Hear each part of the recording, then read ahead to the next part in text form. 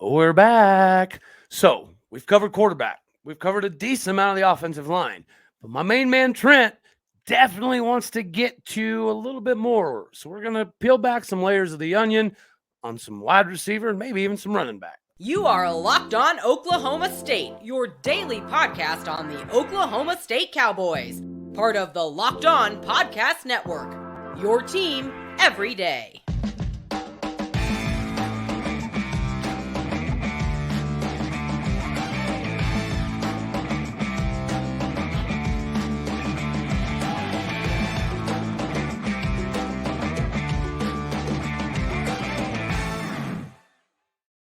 Howdy, y'all, and hello, all. Welcome back to Locked On Oklahoma State, your daily stop for all things cowboy and cowgirl related. My name is Cody Stovall. I want to thank you kindly for stopping by to make this your first listen here on Locked On Oklahoma State. We're available on all of your podcasting platforms as well as YouTube. We're going to bring my buddy Trent back into the fold here because we've covered a lot of stuff from the quarterback room. We've covered a decent amount from the OLine situation, but we haven't had the opportunity to talk a lot about wide receiver or running back. So Trent, thank you for making some time. I don't want to take up all your day. I know you're a busy individual, but you really wanted to get to some running back. And you know, I haven't done the wide receiver room breakdown stuff yet, but I think it still is a good idea to at least go over the scrimmage, right, from the wide receiver perspective.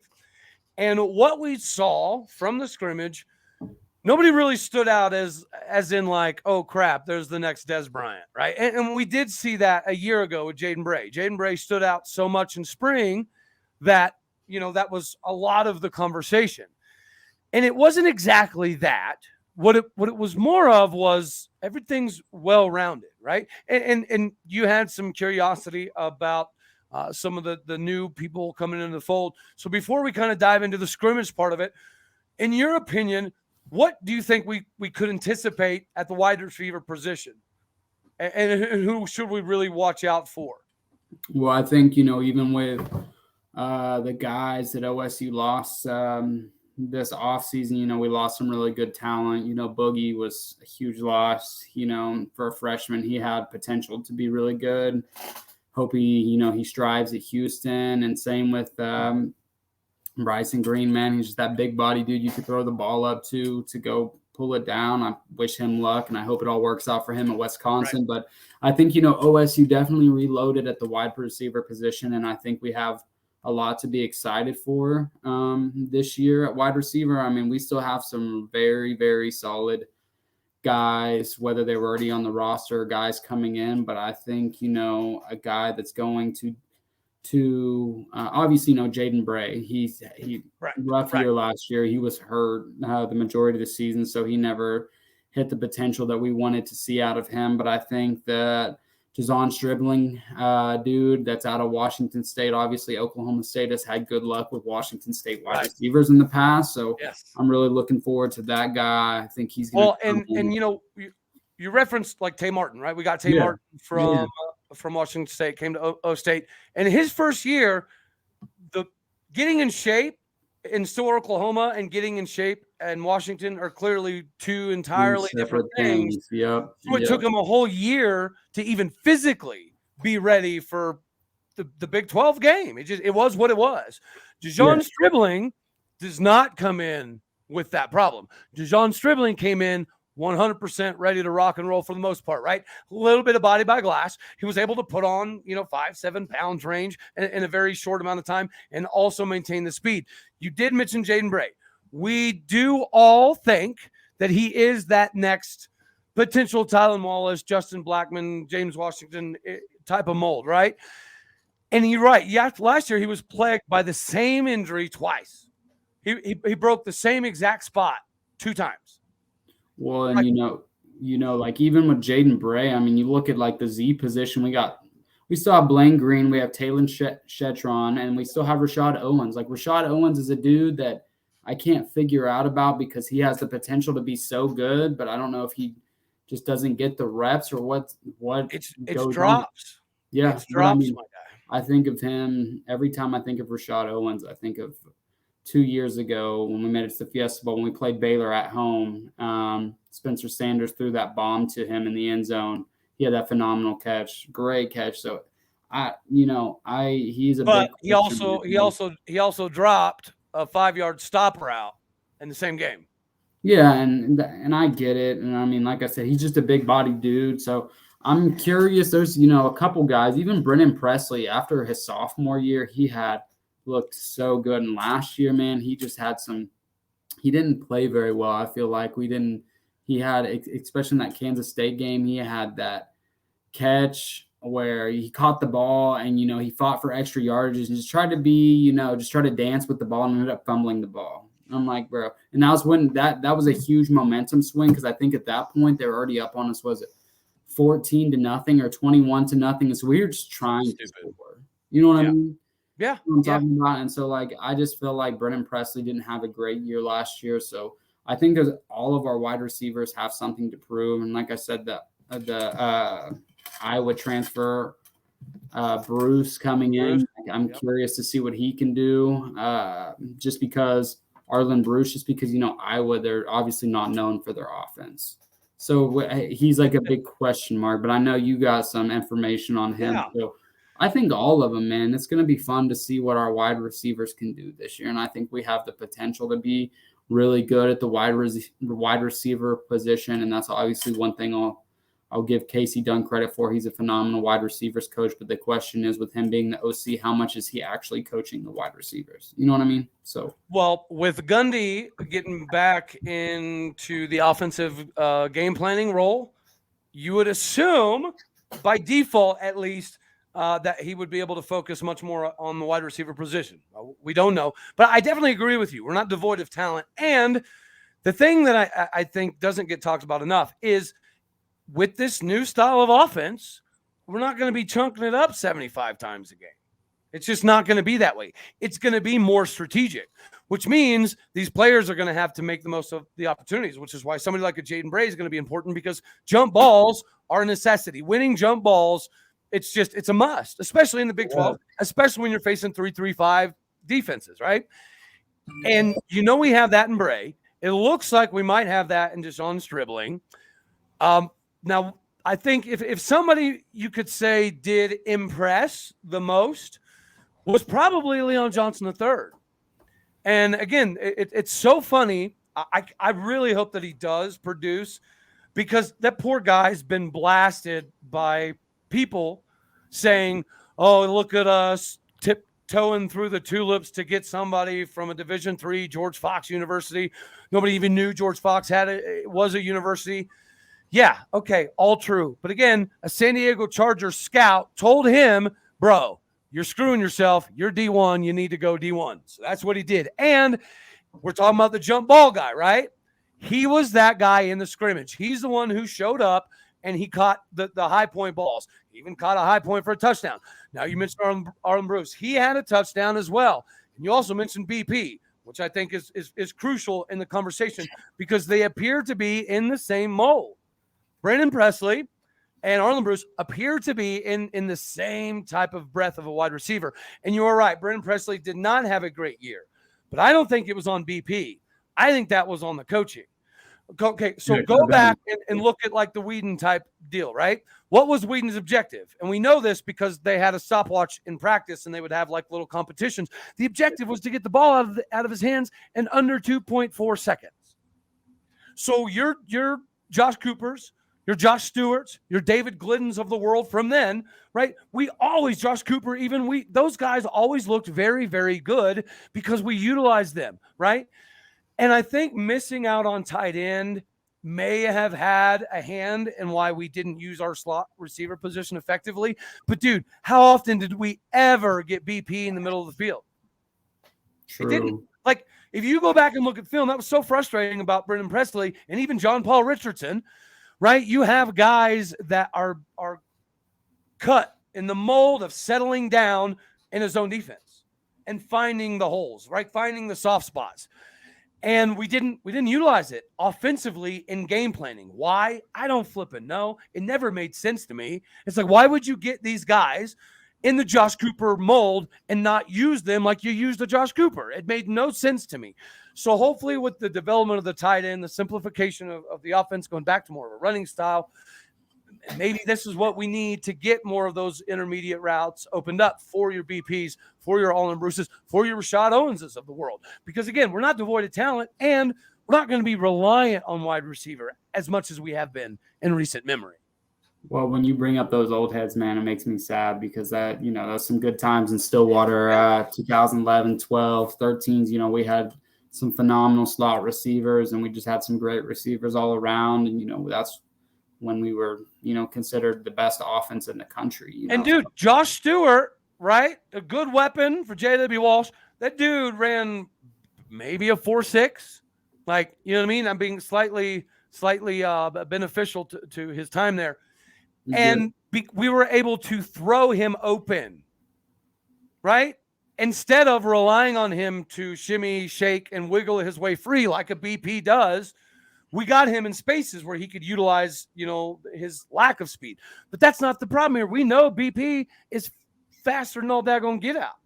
So, again, yeah, if we can find a way to utilize the wide receiver room like we used to and have the running backs tote the rock a decent amount, yeah, man, I offensively, I think we're fine. And, that almost hurts my heart to some degree to say, because I do think there's some things within Oklahoma State University that we can fix. I think there's some things that we can improve upon. This is something that we're waiting to see from Gundy. But I legitimately believe we're going to have enough talent to win 6-7 games without a single coach on the sideline, not a one of them. Man, I hope so. We have the talent to do it, but like I said, it all comes down to the coaching. Even with the players that left, we were in a Twitter space the other day with Texas fans, and they're like, "Man, you guys lost a mass exodus of players." I'm like, it really wasn't that bad. Like the players who left, like a few of them were key players, but like OSU is going to be fine. We will reload, but it all comes down to the coaching because, like I said, there's been plenty of times where we were the better team in the past and we lost the game because of the coaching. Mm-hmm. We have the athletes, we got the guys that can come in and produce and give us what we need out of them, but it really all comes down to the coaching and the position we put the players in to succeed. Like you said, for example, like I felt like we underutilized John Paul Richardson last year, just doing a quick slant up the middle because I feel like it was automatic every time that we did it, and he could get a solid 10+ yards every single. The dude does not drop passes. I think we saw him drop maybe 2 ever. And the problem with it is I felt like we only did that just for example, John Paul Richardson. Like we only did those quick slants up the middle and like whenever the game was on the line. And emergency. So like, and it's just like, come on, man. Like I don't know. It seems like we always try to shy away from what's working for us and make things complicated. Like the West Virginia game, Ollie Gordon running down the field for 60 some odd yards. And then we just start throwing it when we get in the red zone. Like what are we doing? And so like, I know we haven't gotten into running backs, and I know we're limited on time. So, I don't know how much you're wanting to talk about the running back, but in my honest opinion, I think this running back room that we have is very, very, very talented, and I think they're deep. So, I think if we can just get that run game going, and that has to do with the O-line too. It's not just on the running back. A lot of it's on the O-line. But if we can get that running game going consistently, getting 4 or 5 yards a touch, like on average, I think, the slot receivers, that stuff will all come easy, man. But like I said, last year, our problem was we couldn't run the ball. So people knew we were going to throw the ball. So, and my go-to usually whenever you're throwing the ball is the slot because it's a quick pass that can get you 5, 6, 7, 8, 9, whatever, however many yards that you need. And so like we were forced to throw the long ball, and our, like Garret Rangel, Gunnar Gundy, they weren't prepared for that. Well, we weren't. That's the thing, bro. It's like we weren't necessarily forced to. It was a calculated decision. But you're right. Instead of running underneath slant route, stops, pivots, you look at film. Just go to the Wisconsin game alone. There is not a time in the game where BP runs an underneath 3 to 5 yard route. everything is these flipping, 10-yard outs and these 16-yard post flags. Like, what are we doing? If we know our O-line struggles and we know we've got a very young QB that's still trying to figure it out, that doesn't have enough weight to get hit all the daggone time, why are we making our slot receivers run 25 yards down the flipping field? Like, I don't understand it. I'm with you 100%, Cody. I didn't understand it. Our offense last year without Spencer Sanders was just so, even with him at times, it was just, man, it felt like nobody knew what they were doing out there. And that's disappointing because over the years, our offense has just declined. And really, I feel like a lot of it has to do with the O-line. If we could figure out our O-line, we could get back. Let me ask you an honest question. Do you not think that Gundy wants to be at that, in that position that he was in, 2010s, 2011s, where we ran a super quick offense and we were consistent with it? We could drive down the field in 30, 45 seconds and score a touchdown. It was absurd how good our offense was. Everything just clicked. And that's because we had a solid O-line to back Brandon Weeden. You know what I mean? I try not to put everything on a certain position, but like I said, man, a lot of the offensive flaws that we had has to do with the O-line not being able to block. Right. And it is important. It is very, very important. And I think we have that, man. I really do. Okay, so you're right. We covered a little bit of the wide receiver position. Now, running back, we can be super quick, right? It clearly appears to be Ollie's position to lose, and I think we all knew that coming into the season. Elijah Collins is definitely going to be somebody to pay attention to. DeOndre Jackson, I think, is, I don't know, unfortunately, maybe have even been relegated to that power-only, right, goal line type of role. But then we're going to talk about the spring game. So if we're talking about the spring game, we've also got to talk about Jaden Nixon. But before we do, bro, I gotta swing in the sponsor here, guys. So Built Bar has been the bee's knees for me the entire time I've been here. Matter of fact, before I even accepted the job, I was already listening to some of the Locked On people. And the way they talked about Built Bar, I couldn't wait to get my hands on it. Thankfully, we got it to a level where it could even be at your Walmarts or your pharmacies. Built Bar March Madness is in full effect, right? And now that we're narrowing down, we've got to the Elite Eight. It doesn't matter what your bracket looks like. Do yourself a favor. Have some fun. Go to builtmarchmadness.com to vote for all of your favorite teams. Now, I was going big on ORU. Didn't quite work out, but I did save myself because I went Big 12 heavy on the Elite Eight and Final Four. So I'm still in the running for this daggone thing, y'all. So as it keeps moving, keep the Big 12 teams going because really it's the best conference in America by a country mile. So if you want to be voting and supporting the same people, support your best bar and your best puff as well. And when you do vote for your favorite bar or puff from Built, you'll be entered into a drawing. 50 lucky Locked On listeners will get a free box of Built Bars. Again, guys, this is the protein bar that actually legitimately tastes like a candy bar covered in 100% real chocolate. Not only that, but one Locked On fan will get a 12-month subscription for Built Bar to have the best Built Bars or Built Puffs delivered smoothly straight to your door. You got to try Built Bar. Look, I'm telling y'all, most of these protein bars taste like flipping cardboard. We finally have one that does not. It's the best ever. And what makes them so amazing is they're still good for you. Doesn't taste like it, but it feels like it. So get your bar, get your puff, go to Walmart and tell them that you need this in the pharmacy section, and they'll get you hooked up, or go to Sam's Club. They can get you hooked up in bulk there. Again, high in protein, low in sugar, covered in 100% real chocolate. Go to builtmarchmadness.com right now to vote for your favorite bar, your favorite puff, in conjunction with the teams that we got going. You can vote every day in March. So hop in now to support your pick.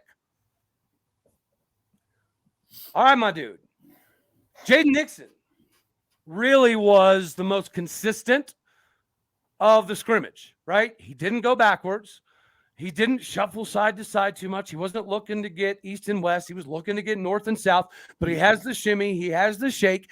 And even though he's still, right, this is a few years into the program, so he's been able to put on, 10, 12 pounds already and maintain that 10-1 speed, right? He's a 100-meter guy. And if you can remain that 10-1 speed, he's always going to be that lightning package, which is what we need. Elijah Collins has a little bit of that, but Elijah Collins excelled and rushed for 988 yards at Michigan State, which is all what, right? 3 yards cloud of dust. You're fighting in a phone booth. So he's ready for it. He's prepared for it. He's over 200 pounds as well. And then Ollie Gordon. Ollie Gordon's the dude that everybody was trying to dump a bag of cash on to get him to leave Stillwater. He didn't do it. We know how good he can be. Out of everybody we talked about, DeOndre Jackson is the bowling ball, possibly, right? What is Elijah Collins and what is Jaden Nixon, in your opinion, and how do they coincide with what Ollie Gordon can do? So I think, Ollie Gordon, Elijah Collins, and DeOndre Jackson are going to be like the power backs, obviously. So those are the dudes that have, 220 plus, like that are going to, I guess Ollie's a little under 220. You got him listed at 211, but those are the guys we obviously know, like Ollie's going to be the starter, but those are going to be your power dudes, like goal line dudes. Like I would like to see Oklahoma State utilize Jaden Nixon a little more this year, just because like last year, I felt like we underutilized him. Like when we got him in open field, he could just take off. Like I said, his parents were track stars at Oklahoma State. I want to see more usage out of him, because I feel like in the long distance downs, like we could really use him, whether it be screen or, whatever we draw up for him, a little zip slant, whatever. Right. Like I want to see more usage out of him, but I think it's going to be interesting because like I stated, I think this running back class is our room is very deep in general, and we have options. What kind of back we want. I think they all bring something a little different to the table. So it's going to be interesting to see how it plays out. And, I know OSU has, they've used many in the past, used many different running backs. They've gone past the second string running back. They've even gotten into the third string, giving them reps. So it's going to be interesting to see like what happens in spring practice and see what the depth chart's looking like. But I think as of now, like you said, it's going to be like, Ollie Gordon and Elijah Collins are going to be the two go-to guys. But like I said, I really hope Jaden Nixon gets plenty of reps to get in there. DeOndre Jackson's still kind of up in the air with me. I can't figure that guy out. Yeah, bro. And, I was actually – when I did the running back show the other day, I was looking at his high school film. And, dude, man, he had offers from Auburn and Bama and Georgia and Florida and A&M. Everybody wanted that dude. It just – I don't know. I mean, it hasn't exactly worked out for him. And he kind of got shafted last year. Remember, he was physically ready to go. But the Texas A&M and the NCAA played a bunch of loosey-goosey bull crap and kept saying, we'll fix it next week. We'll fix it next week. So the poor dude didn't even get in the game until halfway into the season. Yeah. And yeah, man, he is hard to figure out because it does appear as though he's being relegated to that power back. But the only lightning package with CJ Brown gone. The only lightning package is Jaden. Yep. Right? Mm-hmm. And I thought Jaden should have been starting last year. I was never, ever – I love Dom. I was the one that was putting out the Dom Dozer T-shirt stuff, right? I love the dude. But he was not the guy. He cannot see open green grass for whatever reason. I don't know if it's a vision problem. He was a great dude, and he was a great ambassador for Oklahoma State University, and he's an Okie, so you want to see him successful. But, dude, even last year, Jaden Nixon doesn't go backwards, ever. No. Dom was a bruising type of dude, but he was 1 to 2 yards at a time. He never rushed for over 15 yards all daggone year. Well, I feel like Dominic Richardson was the starter just because he had the most experience. Like I said, it goes into Gundy not trusting his younger guys. And like I said, we saw it. Ollie obviously got in the game. I remember that fumble against Baylor that he had. And, Gundy That benched cost him him. for a while. That cost him some games. Yeah. Yep, didn't let him come back and play. And so, like, no disrespect to Dominic Richardson. Like I said, I think, like you said, he's a great guy. Like, you know, he's an Okie. You want to see him do well, but I don't think he was like the fit at running back that Oklahoma State is used to. We're trying to run zone blocking scheme with a guy who wants to punch you in the mouth. And like you said, there was plenty of times last year. I wouldn't say plenty of times, but there was times last year where the O-line would somehow find a way to open up a gap for him, and he would just miss it completely. He'd run into them. He'd run into their back. Yes. Yep. So I wish him the best of luck at TCU. I think it's going to be Baylor. Sorry. Yeah. Baylor. Yeah. My fault. Baylor. TCU's John Paul Richardson. So you're not. Yeah. And they got that. You're good. They got that Bama running back too. Yes. TCU. But yeah, so I wish him the best of luck at Baylor, man. I hope it works out for him. But, you know, like I said, I don't think that, you know, regardless, I think OSU was just in a unique position last year with the running back room. So that's why he was the starter. But I know you like betting. I do. I love it. And I know, you know, because you're that good into the game. I know you've got FanDuel because you have to. If not, these are fighting words, and we're about to jump on a flight to throw hands. But what you don't see in FanDuel is, can you pick right for Oklahoma State to rush for over 2,500 yards? Unfortunately, that's not an option. So I need you to help me pull some strings. Find somebody to take that bet for me, please. That Oklahoma State this season rushes for, like, all backs combined rush for over 2,500 yards. 100%. I got a boy. I mean, you can, you know, obviously Oklahoma right now, you can't do sports betting like that. Right. So I know you're up there in Colorado. They actually just passed it, like a few days ago, just passed a bill for sports betting in Oklahoma. So that's all about to change. But yeah, like, they won't, you can't do that up there in Colorado. There's no like bet that you can place on there allowing you to put that bet on Oklahoma State's running back. Not specifically. No.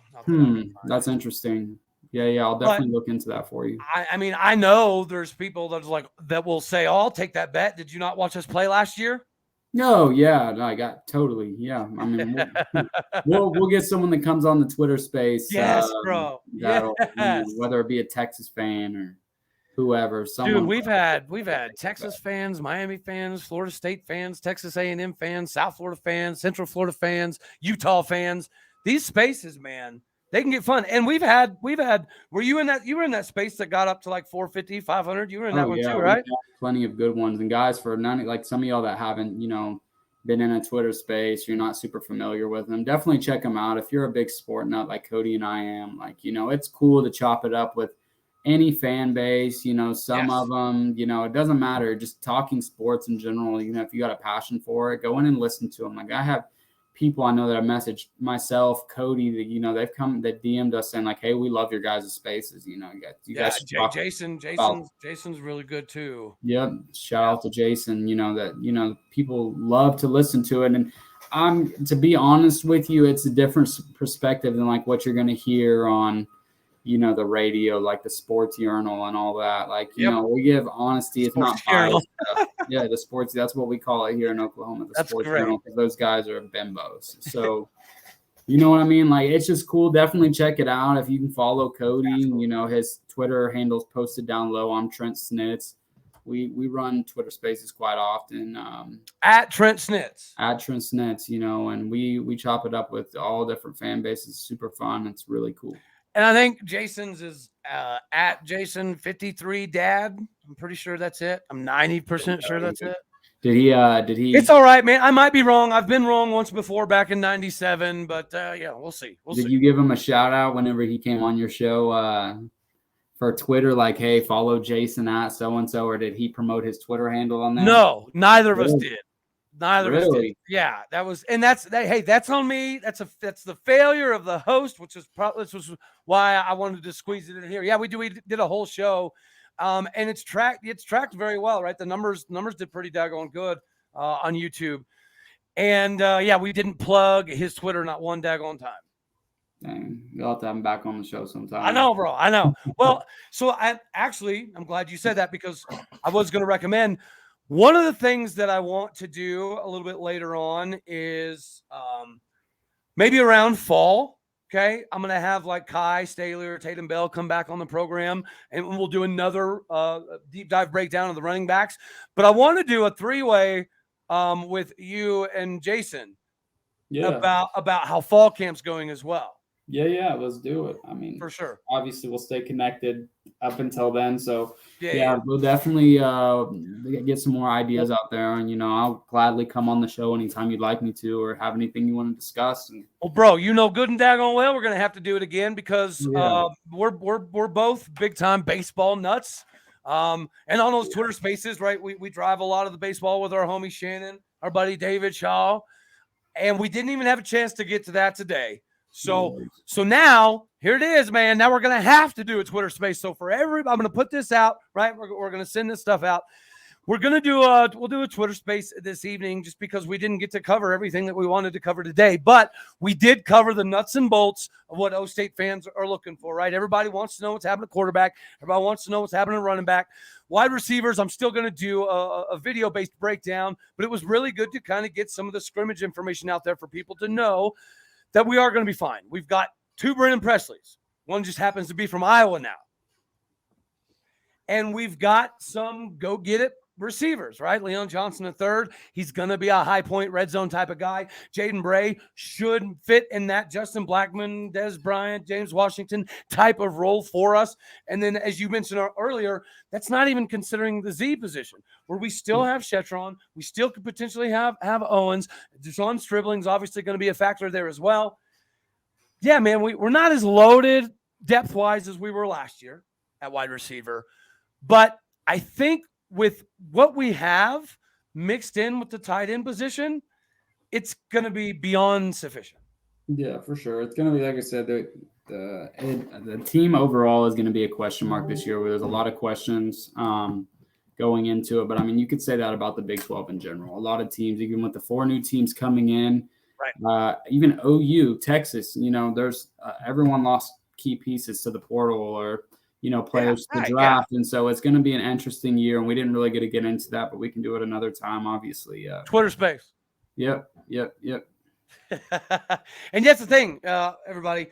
I do the show and I'll do my 7-on-7 coverage stuff as well. And then we'll still chop it up about O State or Big 12 football, basketball, whatever for hours.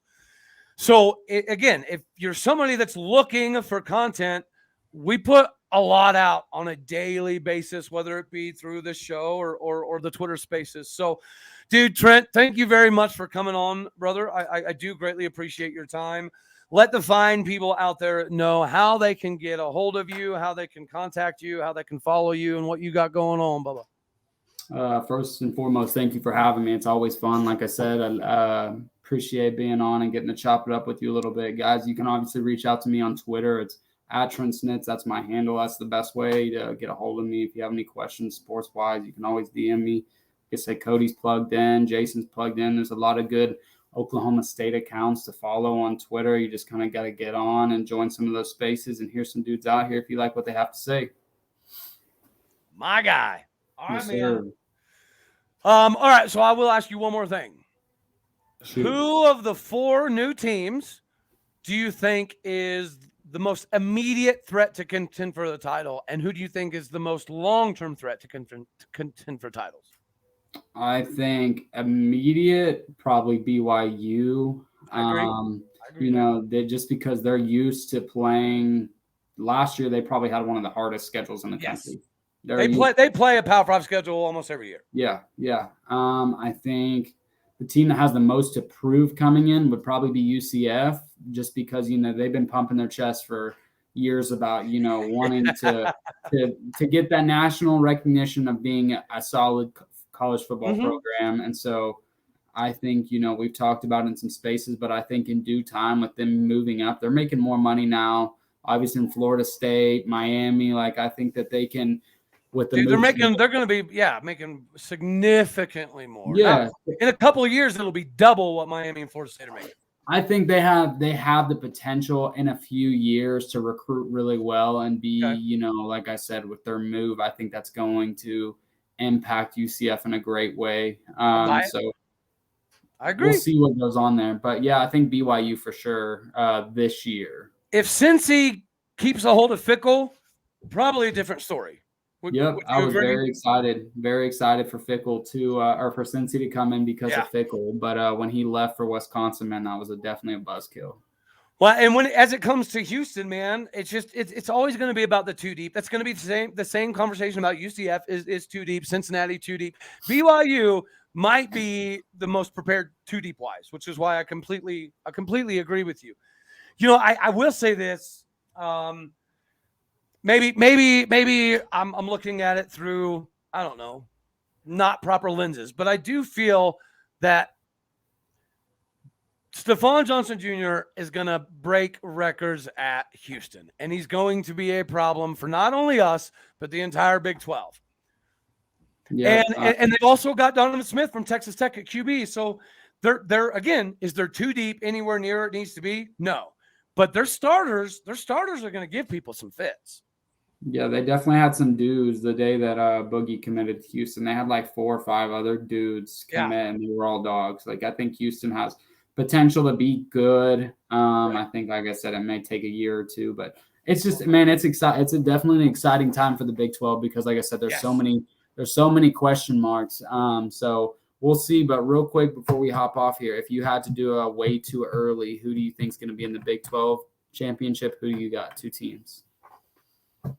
K-State for sure. Oh, K-State and man, that's a good one. I really don't want to say Texas. Like I don't. It should be illegal to say Texas, so I won't. I won't say Texas. You know what? I will go ahead and say K-State. Dag nab, man. This is hard. This is a hard one. I mean, I think K-State's going to win it, but I think Texas Tech's going to surprise some people. Texas Tech's going to be good. BYU, dude, they've got Hall back, and they've returned quite a bit of guys. They're a senior-laden type of team. I think Iowa State's not there yet. Cincy's not there yet. I don't think we're there yet. Right now. All right. So you know what, man? I'll just say, damn it. I'll say K-State, Texas. I'll say it. Exactly spot on with you. I think as of right now, it's K-State, Texas. And I didn't want to admit that on any of those Texas Twitter spaces. I think this is the year that Texas has the best opportunity to make it to the championship, whether they win it or not. But yeah, as of right now, K-State, Texas. I think K-State wins it. And if you notice, like I was really trying to talk myself out of it. I know. I think TCU's going to be a major player. I really do. I just think the Big 12 is even better this year than it was last year. So running the gauntlet's going to be more difficult. Yeah, it's going to be a special season just with, this being OU and Texas last year. I'm glad that they could at least get 1 year with the new teams that are coming in. So it's going to be a super fun year, man. I'm really excited. I think there's, it could be like last year where a lot of the teams just beat up on each other, So, bro, if we lose to OU in football, their last year in the Big 12, I might get a tattoo of something, I don't know, across my forehead that says, please punch me in the face every time we go to Norman. Like, hey, if we lose to OU again, I'm sure Jason will get a tattoo with Mike Gundy's face saying Gundy's my savior. You know what I mean? Like, straight up. That's great. That's great. I love it. Jason. Yeah. See, and yeah, dude, we have a lot of fun. We have a lot of fun in the Twitter spaces. And it's not as, dude, a lot of these spaces, it's crazy and everybody's screaming at each other and you can't hear anything. We don't conduct them that way. Everybody talks, everybody gets a chance, everybody says their piece. You know what I mean? And it makes it fun. So for some people that have heard and seen some of those wild, crazy 19 people screaming at each other's spaces, it ain't quite that. Calm down. Come by for a good time. Until then, that's all I got for this one, brother man. As always, I love you all. God bless. Go Pokes. And until tomorrow, we'll do this again. Later, y'all.